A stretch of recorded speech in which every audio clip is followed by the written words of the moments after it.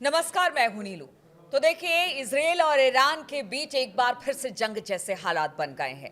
जंग जैसे हालात हमने पहले भी कहा था और बहुत दिन हमारे दर्शकों ने भी कहा कि आप बार बार जंग की बात करते हैं लेकिन जंग नहीं हो रहा। 12 दिन की जंग आपको याद है, एक लंबे तनातनी के बाद 12 दिन का जंग ईरान और इजराइल के बीच में। अब फिर ऐसे ही हालात हैं। आखिर क्या वजह है कि जंग की बात हो रही है? यहाँ पर बातचीत करेंगे आज इसी पर, क्योंकि देखिए ये खबर बहुत महत्वपूर्ण है, क्योंकि दोनों तरफ से, इजराइल और ईरान दोनों तरफ से अब मिलिट्री मूवमेंट बढ़ गई है या बढ़ा दी गई है। इसी पर बातचीत करने के लिए मयंक मेरे साथ है। मयंक, ये बड़ी खबर, एक बार फिर से तनातनी, एक बार फिर से वॉर जैसे हालात, एक बार फिर से टेंशन। 12 दिन की जंग के बाद पिछले 24 घंटे में ईरान और इजराइल के बीच तनाव इतना ज़्यादा बढ़ चुका है कि ऐसा लगता है कि कभी भी हमला होने की संभावना है। और देखिए, कल रात को जो बीती रात है उस समय तो कल ये हालात थे कि इजराइल के जितने डिफेंस सिस्टम हो, चाहे डेविड स्लिंग हो, चाहे थार्ड हो, चाहे आयरन डोम हो, चाहे पेट्रियट हो, जितने सिस्टम थे वो रात भर इजराइल ने एकदम एक्यूरेसी के साथ अलर्ट कर रखे थे और पूरा इजराइल कल रात भर जागता रहा। अगर मैं ये कहूं तो गलत नहीं होगा। और डर किस बात का था? ईरान की मिसाइलों का, ईरान के मिसाइल हमले का। अब देखिए, ये पूरी कहानी 24 घंटे में कैसे शुरू हुई और अचानक ये जंग की बात क्यों होने लग गई, और पिछले 24 से 48 घंटे में ऐसा क्या हुआ कि दोनों तरफ से जो है वो एकदम जंग वाले हालात बन गए। देखिए, आईडीएफ के जो चीफ ऑफ स्टाफ हैं, लेफ्टिनेंट जनरल इयाल ज़मीर, जो इजराइल के जो हैं आईडीएफ चीफ ऑफ स्टाफ हैं, इनकी तरफ से एक बयान आता है। इन्होंने ये बयान दिया कि ईरान ने बड़ा मिसाइल मूवमेंट किया है। और वो बड़े मिसाइल मूवमेंट का मतलब ऐसा नहीं था कि सिर्फ मिसाइल तैनात की गई हैं। ईरान की जितनी सेनाएं हैं, चाहे नेवी हो, चाहे आर्मी हो, चाहे एयरफोर्स हो, इन्होंने मिलके एक कोऑर्डिनेटेड मूवमेंट किया, एक ऑपरेशन किया बड़ा, जिसमें सारे मिसाइल, सारे कमांड्स, जितने डिफेंस सिस्टम है, सबको मिला के एक बहुत बड़ी सीक्रेट वॉर प्रैक्टिस हुई है ईरान में। और जैसे ही ये मिसाइल मूवमेंट हुआ, इसकी खबर जो है वो मोसाद के पास भी आई, इजराइल के पास भी आई, और इजराइल को इस बात का डर सताने लगा कि क्या ये मूवमेंट सिर्फ एक्सरसाइज तक सीमित है या ये इजराइल पर मिसाइल से हमला करने की तैयारी है। और ये बयान खुद इजराइल के जो चीफ ऑफ स्टाफ हैं, इयाल ज़मीर, अच्छा, इनकी तरफ से आया। हमने इस बात का जिक्र बिल्कुल, किया था इनकी कुछ। तरफ से जब ये बयान आया तो ये बात फौरन अमेरिका तक पहुंचाई गई कि भाई, ये जो मूवमेंट हो रहा है ईरान की तरफ से, ऐसी खबरें आ रही हैं कि इजराइल के ऊपर हमला भी कर सकता है ईरान। इसके बाद देखिए, इसी दौरान एक बड़ी मीटिंग होती है इजराइल में। एडमिरल ब्रैड कूपर, जो कि command of US central command हैं, सेंटकॉम के चीफ हैं। देखिए, सेंट्रल कमांड जो है अमेरिका की, वो मिडिल ईस्ट के सारे जंग से जुड़े मामले देखती है। और इसके जो हेड हैं एडमिरल ब्रैड कूपर, इनके बीच और इजराइल के आईडीएफ के जो चीफ हैं जनरल इयाल ज़मीर, इनके बीच एक बड़ी बैठक हुई। इस बैठक में इस मुद्दे पर भी चर्चा हुई और यहां तक कह दिया गया कि ईरान हर महीने 3000 मिसाइल्स बना रहा है। हम इस पे अलग से एक वीडियो करेंगे। बड़ा ही सनसनीखेज खुलासा। नेतन्याहू मिलने जा रहे हैं ट्रंप से 29 तारीख को। हो सकता है कि ईरान इस बात को लेके पहले से अलर्ट हो, क्योंकि पिछली बार भी हमने देखा था, मुलाकात हुई और उसी के बाद जो है हमला हो गया। तो क्या और ये पहले से साफ है। देखिए, अमेरिका की कई न्यूज़ एजेंसीज ये दावा कर रही हैं कि इस मुलाकात में, ये मुलाकात सिर्फ ईरान को लेकर होने वाली है, नेतन्याहू। हाँ। और उसमें ये तय होगा ईरान के न्यूक्लियर प्रोग्राम का क्या करना है, ईरान के मिसाइल प्रोग्राम का क्या करना है, ईरान पर हमला कैसे करना है, इन 3 मुद्दों पर, और ईरान को कैसे रोका जाए। ये 4 मुद्दे हैं जिस पे नेतन्याहू चर्चा करने वाले हैं ट्रंप से।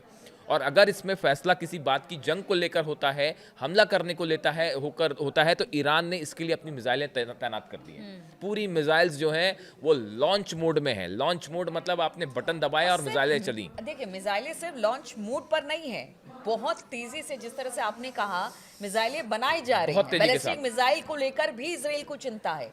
प्लस जो पीछे 12 दिन का युद्ध हुआ और B-2 बॉम्बर्स ने जिस तरह से उनके परमाणु ठिकानों को ईरान के तबाह किया, उसके बाद बड़े निश्चिंत हो गए थे ट्रंप कि अब वहां पर बहुत हद तक उनको नुकसान हुआ है, सालों लग जाएंगे से, लेकिन कहा यह जा रहा है कि ईरान अब उन सबको ठीक करके अपने काम को तेजी से आगे बढ़ा रहा है, जो कि एक बड़ा मुद्दा दोनों के बीच में बातचीत का है। आपकी बात का जवाब ईरान के विदेश मंत्री अब्बास अराक्ची साहब का बयान आया है, ईरान अपना न्यूक्लियर प्रोग्राम नहीं रोकेगा।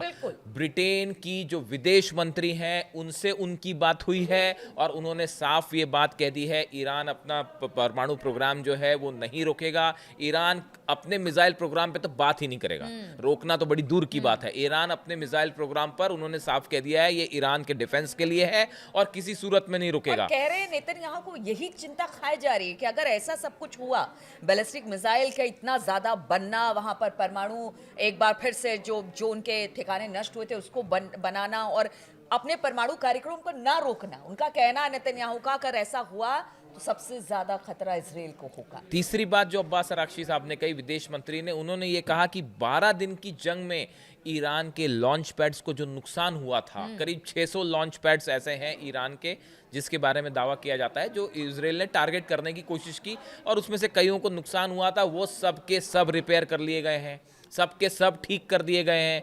जो मिसाइल्स को लेकर इजराइल का कैलकुलेशन था, इजराइल का ये कहना था, इस तरह की बात आपको कई जगह मिल जाएगी, प्रिंट्स मीडिया में और टीवी चैनल्स में देखने को मिल जाएगी, कि इजराइल की तरफ से दावा किया जा रहा था कि ईरान के पास 3000 मिसाइलें हैं और उसमें से जो है 500-600 मिसाइल ईरान ने दागी हैं, इस तरह की बात हो रही थी। अब यहाँ जो नई खबर आई है और ये बात खुद इजराइल कह रहा है, ये बात हम नहीं कह रहे। कई बार हम पे सवाल पूछा जाता है कि आपको कैसे पता, आपको कैसे पता, तो हमारे को ऐसे पता क्योंकि ये दावा अब इजराइल की तरफ से बयान आ रहा है कि 3000 मिसाइल ईरान जो है वो हर महीने बना रहा है। अब आप उसका मतलब समझ रहे हैं। अच्छा, से बना उसको सपोर्ट भी तो आप देखिए, चाइना, उत्तर कोरिया या रूस, कहीं ना कहीं देखिए ईरान के पीछे 3 देश तो बड़े मुस्तैदी के साथ। बिल्कुल, तो इस बार जो है नेतन्याहू और ट्रंप की मुलाकात होती है और अगर ऐसा ना हो कि अगर जंग का कोई फैसला होता है तो इस बार ये समझिए कि मिडिल ईस्ट इस बार जो है वो तबाही मचेगी शायद जो इजराइल ने पहले नहीं देखी होगी। नहीं, तो और ये पूरे मिडिल ईस्ट में भयंकर जो है वो जंग हो सकती है। ट्रंप और नेतन्याहू की मुलाकात तो होगी, भयंकर जंग होगी, क्योंकि उधर 3 देश है, इधर अमेरिका खड़ा है।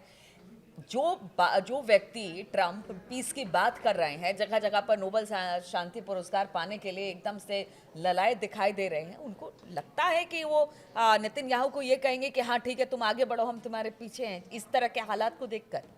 देखिए ये जो है इसी का एक जवाब है, ये जो बात हुई हमने अभी जिसका जिक्र किया, परसों जो है, परसों नहीं बल्कि कल ही शायद जो है ईरान के विदेश मंत्री जो हैं उनकी ब्रिटेन की विदेश मंत्री से बात हुई। Iran foreign minister Abbas Araghchi has spoken by phone with the British counterpart Yvette Cooper and Iranian minister. Statement said in a rare case of direct contact between the these 2 countries. देखिए ये बहुत कम होता है कि Iran के विदेश मंत्री phone पर सीधी बात करें ब्रिटेन की विदेश मंत्री से, उनके विदेश मंत्री के बीच में सीधी बात हो।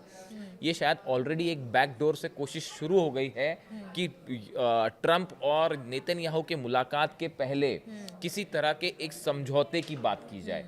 ब्रिटेन के विदेश मंत्री का ईरान के विदेश मंत्री से फ़ोन पर बात करना, उसके बाद अब्बास अराक्ची का ये कहना कि हम जो है किसी कीमत पर समझौता नहीं करेंगे, न्यूक्लियर प्रोग्राम को लेकर भी नहीं करेंगे, मिसाइल को लेकर भी नहीं करेंगे, तो बड़ी साधारण सी बात है, आप अंदाज लगा सकते हैं कि उस फोन टॉक में क्या हुआ होगा। तो कई कंट्रीज नहीं चाहती कि ईरान और जो है वो अमेरिका के बीच में या ईरान इजराइल के बीच में फिर से जंग हो, तो ये कोशिश बैकडोर से फिर शुरू हो गई है। लेकिन अभी जो टेंशन की हमने जहाँ से बात शुरू की कि कल ये हालात थे कि इजराइल में जितने बंकर्स हैं उन सबको अलर्ट मोड पर रख दिया गया था, रात भर जितने डिफेंस सिस्टम है सब एक्टिव रहे, इजराइल की एयरफोर्स, आर्मी सब अलर्ट मोड में थी और सबको ये लग रहा था कि कभी भी हमला हो सकता है। अब ये मोसाद को ये जानकारी कैसे आई या इजराइल के पास ये खुफिया जानकारियाँ कैसे आई, ये अपने आप में एक अलग बात है, लेकिन ईरान में एक बड़ा वॉर ड्रिल हो रहा है, इसमें कोई शक नहीं है। मिसाइल्स के मूवमेंट हो रहे हैं, डिफेंस सिस्टम के मूवमेंट हो रहे हैं और डिफेंस सिस्टम को लेकर कई सारी नई खबरें आई हैं, जिसके सवाल अक्सर आप पूछते हैं, क्या रूस ने S-400 दे दिया है, क्या चाइना का डिफेंस सिस्टम आ चुका है? ये सिस्टम्स आ तो चुके हैं ही, ये भी दावे हो रहे हैं कि इनको अलग अलग लोकेशंस पर तैनात भी कर दिया गया है। और इसको लेकर ये बड़ा मूवमेंट हो रहा है कि कौन से लोकेशन में कौन से डिफेंस सिस्टम होंगे, कहाँ से इजराइल के अटैक्स हो सकते हैं, किस दिशा से उसके फाइटर जेट्स आ सकते हैं, अमेरिका अगर हमले करता है तो क्या। इसको लेकर एक बड़ा, यानी देखिए कुल मिला के बात यह है कि नेतन्याहू और ट्रंप की मुलाकात के पहले ईरान एक बड़ी जंग के लिए तैयार है और वो कोई इस बार कमी नहीं छोड़ना चाहता। और अगर जवाब होगा तो टिट फॉर टैट किया जाएगा। हम एक और वीडियो बनाएंगे अगला, जिसमें अली खामनेई साहब से जुड़ी एक और बड़ी खबर आ रही है जो कि सिक्योरिटी से जुड़ी खबर है। उसके लिए हम एक अलग से वीडियो बनाएंगे। लेकिन जहां इसकी शुरुआत हुई थी कि जंग जैसे हालात बड़े तेजी से बदले हैं पिछले 24 घंटे में, और ऐसा लगता है कि नेतन्याहू और ट्रंप की मुलाकात के आसपास कुछ बहुत बड़ा होने जा रहा है मिडिल ईस्ट में। यानी भविष्यवाणी करने वाले भी कुछ नहीं बता पाएंगे। हाँ, इस मुलाकात में बहुत कुछ डिपेंड करेगा। लेकिन अगर आप माने तो इजराइल ने अगर इस बार हमला करता है ईरान के ऊपर तो उसका नतीजा बहुत ही बुरा भुगतना पड़ सकता है इजराइल को भी और पूरे मिडिल ईस्ट में। बिल्कुल, तो देखिए हालात कुछ ऐसे हैं कि ईरान अब पूरी तैयारी कर चुका है, क्योंकि ईरान इस बार युद्ध में बराबरी के साथ अमेरिका और इजराइल को चुनौती देने वाला है। इसलिए जिस तरह के मूवमेंट वहां पर हो रहे हैं, जिस तरह के हालात वहां पर बन रहे हैं, सबकी निगाह जो है वो नेतन्याहू और ट्रंप की मुलाकात पर है कि वहां पर क्या कुछ ईरान को लेकर बातचीत होती है। और हमारी भी लगातार इस खबर पर नजर बनी रहेगी। फिलहाल बहुत बहुत शुक्रिया आप सभी का हमारे साथ इस चर्चा में शामिल होने।